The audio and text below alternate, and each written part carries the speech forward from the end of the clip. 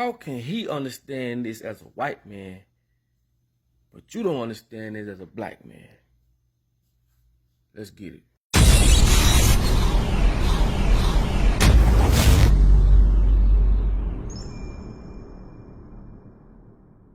Now, before y'all go to talking, I'm not talking about every black person. And it's to be honest with you, a lot of us is waking up. A lot of people are waking up. A lot of people seeing what's going on no matter what color you are. But for those very few, especially blacks who act like they don't see what's going on, I want y'all to see this video. I want y'all to check this out. Because if he can understand this, I know damn well you can understand it. You get what I'm saying?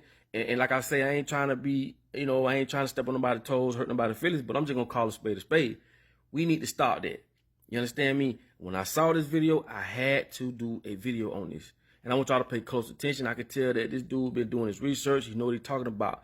And I want y'all to get this through and through. So share it to your cousin, your people, your family, whoever. I want them to check this video out, man. And if y'all miss anything, please rewind it. Let's go. Listen, I have a message of life for a particular group of people in America, which is the young black male in particular, but really most of all black American. And I got a very strong, serious message for you, and I hope you take it as strong and as serious as I give it to you, because it comes from my heart, and it also comes from a lot of knowledge and paying attention to this. But before I get started, I'm going to say right now, I have not a one bit of understanding about the plight or being an urban black man or human in America, much less the urban areas. I did spend a large portion of my life in the South, and I was raised with poor country folks, so I know country folks and I know country community, okay, and super poor. So, but where you were able to take care of each other. So before I get started, I just want to say I'm not some social justice warrior. I'm just a amateur historian and a brother that cares. And I hate the powers that be. I hate the kings that think they are in power over all of us. So I just want to tell you that the way things are today have been planned for you. Everything from the way you dress to the music you listen to the attitude, the world's largest in history prison system. All this has been created just for you. How many times I've said it? I've said the same very thing time after time. This is why this video is so important.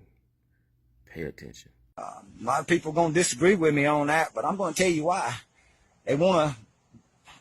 It's basically a good way of controlling and depopulating or keeping a population. If you'll notice, the black population in America hardly ever rises over 12 or 13%. It usually stays a steady 10 to 13%.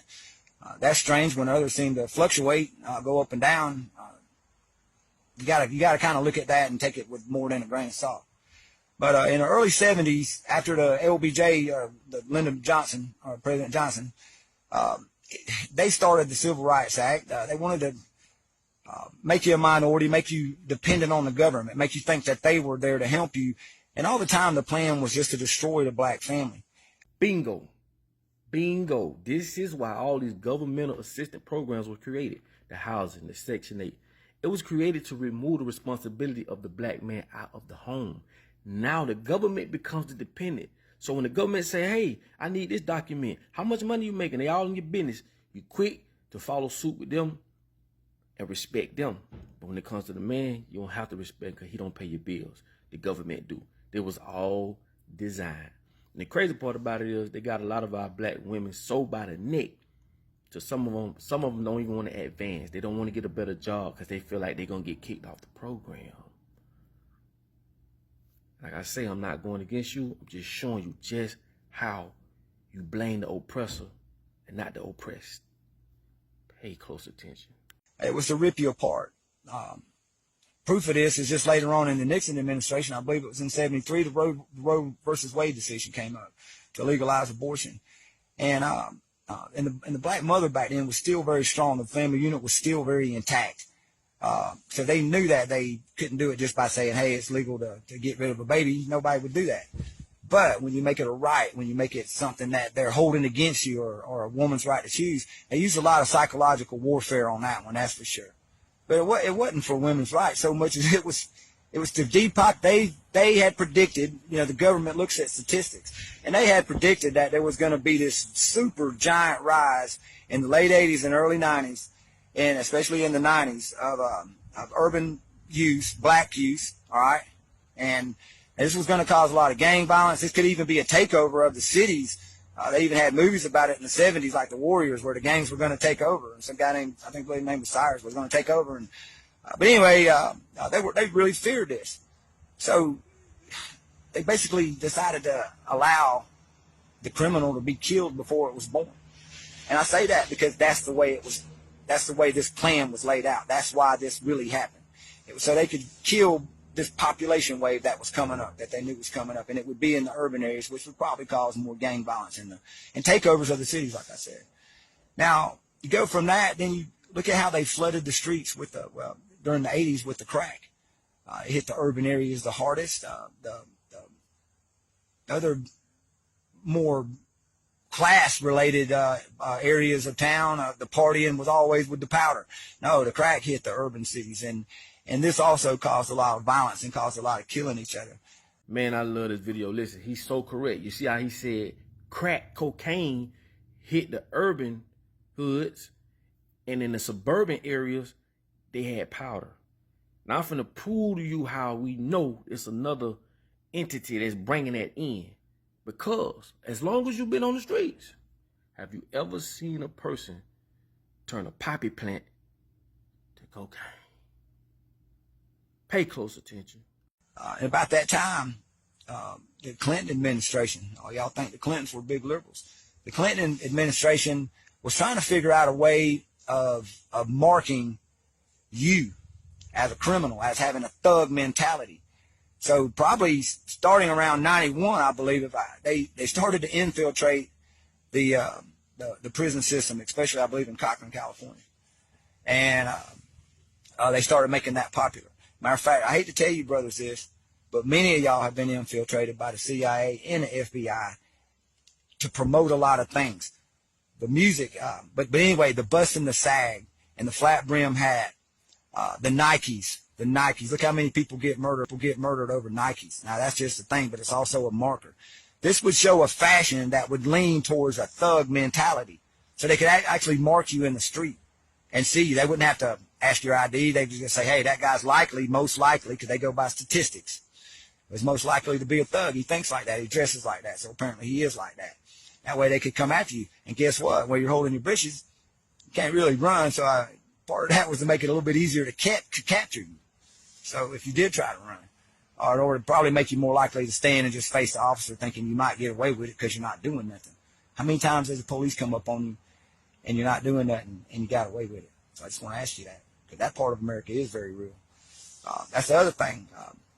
Around the same time, the rap music started getting really big, but also that music leaned towards criminal behavior, treating women bad, money, you know, everything for you, bling, bling, all that, take it, it's yours.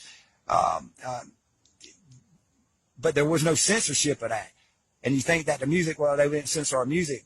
They don't censor nobody's music. Well, I just want to say at that same time period, the heavy metal, especially the thrash metal, bands like Megadeth and Metallica. Look at the Metallica album, Injustice for All. It's about the New World Order, about how the shadow government takes us, how all the things about the government. The PMRC back then, which was a regulatory thing for music, they labeled their music. They didn't label anybody else's music, but it was allowed to go. And even when people spoke out about it and said this mentality is actually destructive, the music is great. The telling a story of urban life is great, but some of this has turned into, look at how everybody started to act, and they see people on TV and they see people in the music industry acting a certain way. This also caused a lot of murder, a lot of gang violence, a lot of killing of each other. They have you killing each other is the whole point I'm trying to tell you, brothers. This is planned on you through fashion, through music, through social media, through the television, through laws, through the prison system. They got you thinking that, some of you fellas thinking that it's cool to go to prison, like you're going to go get your mark and that's going to show that you're tough. They give you all these things to die for. I die for my dogs. I die for my brother. I die for my gang. I die for my people. But they never tell you nothing to live for, brothers. Oh my God, I hope you can see the evil in that. They took away teaching you anything about real life, mothering of the woman, the being the sister, being the man of the house. And it's all to get something, money and hoes, having all the women you can have, just doing this, that, and the other. And look at, they took the man out of the home. I told you before, in 1964, when the government said they was helping you, which is actually when they started to destroy you, the black family was 78% intact. And today it's 7% intact. And you're just, and the black people are just right behind, like the white people in abortions, but you're only 13% of the population. So that's way more. See what I'm saying? You got now you times it like by 6. That's how many more of your, what you want to say, your people. And I don't care about it, labels, y'all. I get labeled and I don't care. What I am is a brother that knows the truth about your history. Let's just say since the 60s. I'm not going to go way back. See, that's the other thing. They don't teach you nothing in school except for about the bad things of history. They don't teach you in school about how the original man, the original civilization, the kings of old. I mean, they never teach you that part. They take away the people that build nations, build black nations like they did to Gaddafi. Look what they did to that man in Libya. So they keep you down this way by making you fight each other. Now, that's the biggest point that I'm going to make to you right now.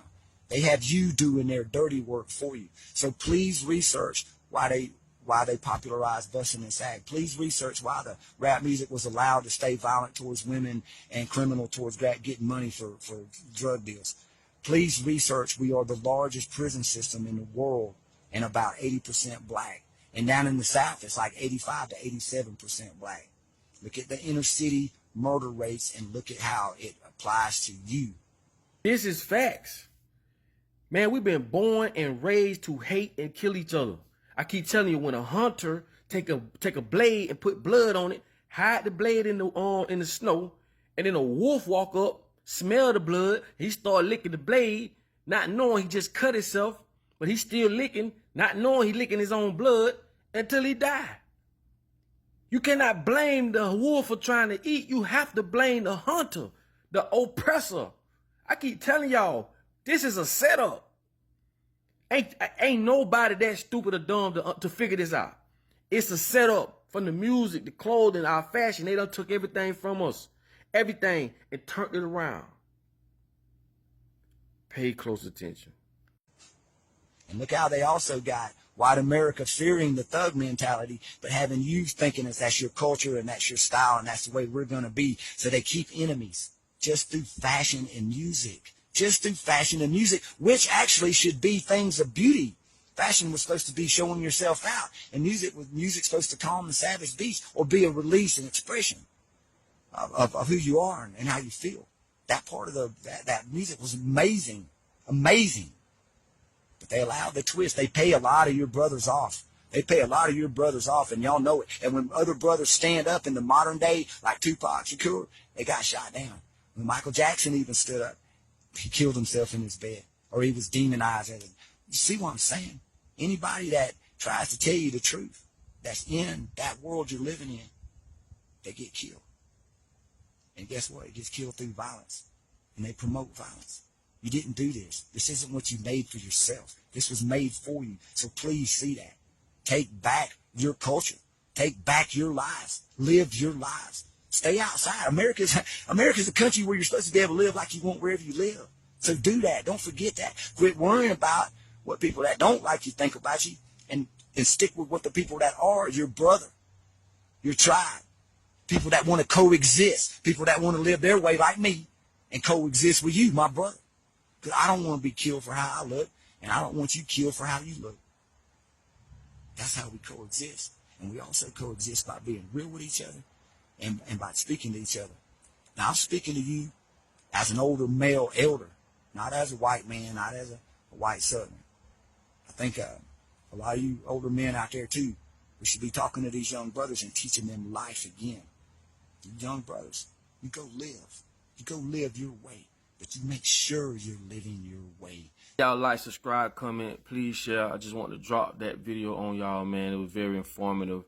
Rewind it, send it to your son, your brother, send it to your cousin, because there's a lot of information on here, and it's very eye-opening and really to the point. You know what I'm saying? minus all the other crap. That was more to the point than one of the most videos I've ever seen. You get what I'm saying? So with that being said, man, y'all be safe. Take care of yourself, man, and understand, man, we got to come together. If we don't, it ain't gonna change.